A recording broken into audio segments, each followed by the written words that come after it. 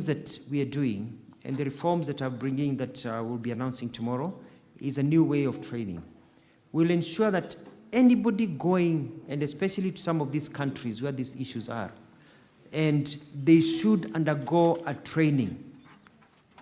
And during the training, they'll be empowered. They'll be empowered with information about what their rights are. Your passport is yours. You should never give your passport to anybody else. You give your passport maybe to the agent as they are processing, but they give it back to you before you leave the country. Nobody should hold your passport. Nobody should hold your documents. We are going to empower them on how to get in touch with Kenyan government officials, of how to protect for their rights so that they're empowered. I'm going to ensure that the system is streamlined, that before anybody leaves our country to go get a job, they know they can count on this country. Mr. Speaker, sir, on the question about the budget to sensitize, I'd like to say I'm even going to take it a step further. We can't be operating from Nairobi. Kenya is not Nairobi.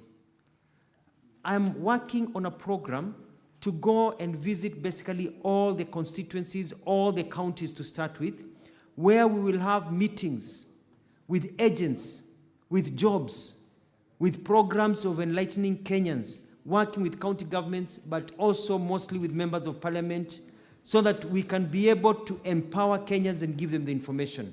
And we'll be able to communicate to media and vernacular stations. We'll be able to tell the stories that we are telling so that people are aware. And I'll even go a step further with the guidance given, whereby we are going to run adverts and communication programs to empower Kenyans. Not only about the challenges they face, but also of the various opportunities. Mr. Speaker, sir, I'm currently looking at it this way. When I was on my way back from Germany, I met a number of Kenyans at an airport in the Middle East, and they were working, you know, security guards, others were working in hospitality. Then when I was there, I met a Kenyan who was coming back, said he works in that country as an engineer. So the jobs you're talking about are not just the household jobs that people talk about. We are talking about a data bank of hundreds of thousands of jobs that we want to accumulate for people who are journalists, for doctors, nurses. We have a demand for nurses, but we realize that nurses don't even know that they are needed, you know, and we are working on all this.